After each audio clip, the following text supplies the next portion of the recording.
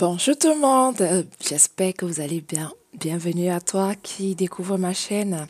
Tu es sur la chaîne Nipub, la chaîne du renouveau, la chaîne qui va te proposer divers astuces dans plusieurs domaines, divers tutoriels, que ce soit des tutoriels en soins et beauté, que ce soit des tutoriels en Word, Excel, PowerPoint, des tutoriels également en culinaire.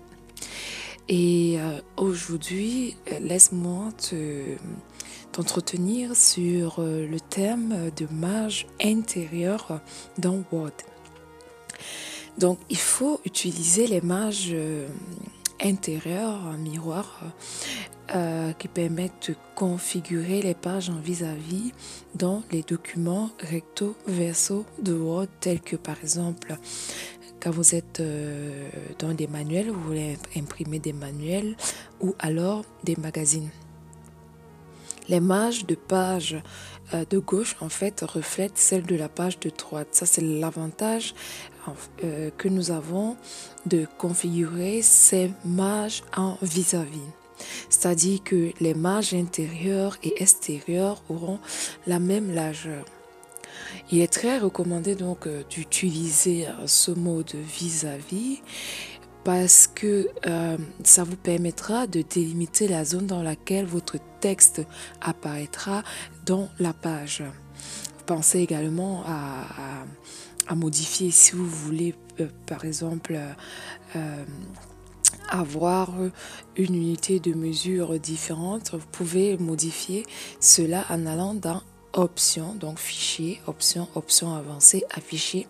Là, je ne vais pas vous le montrer dans cette vidéo, mais souvenez-vous, j'avais déjà publié une vidéo dans laquelle je vous montrais comment accéder à la modification de l'unité de mesure des pages. Pour revenir au sujet marge intérieure, il suffit d'aller ici dans disposition. Donc là, moi je rappelle que je suis dans la version d'Office 2016. Si vous êtes dans une autre version, vous aurez par exemple ce bouton qui s'appelle pas disposition, mais qui s'appelle mise en page. Mais c'est la même chose. Donc en allant dans disposition, nous avons ici la possibilité de choisir notre marge.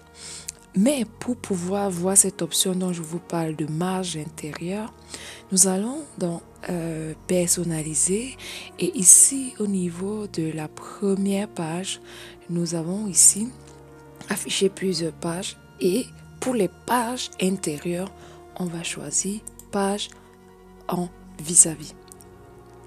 Donc, retenez bien, lorsque vous voulez imprimer un magazine ou un manuel, toujours choisir ici, avant impression, le mode page en vis-à-vis. Vous pouvez choisir de l'appliquer soit à tout le document ou à partir de ce point.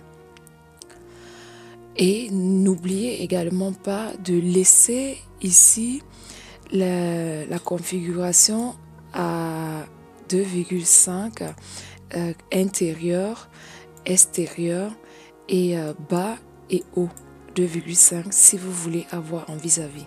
Je dis ça pourquoi? Parce que c'est très important pour éviter que en fait ce soit coupé lors de l'impression. Si à contrario vous utilisez en fait si vous faites des affiches dans Word et vous avez vraiment besoin d'avoir assez d'espace, vous pouvez soit directement cliquer ici sur marge étroite. Là, vous voyez que c'est plus grand. Là, on le voit ici. Vous voyez là.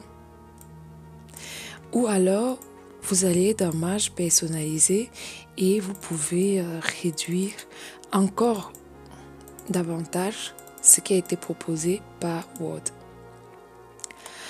Voilà, c'est donc ici que je vais m'arrêter pour ce petit tutoriel sur la configuration de marge intérieure et surtout son importance dans l'outil Word. Je vous dis de rester en santé et de revenir très vite sur la chaîne Ethnie Pub pour plus de tutoriels et pour plus de vidéos. Ciao, ciao!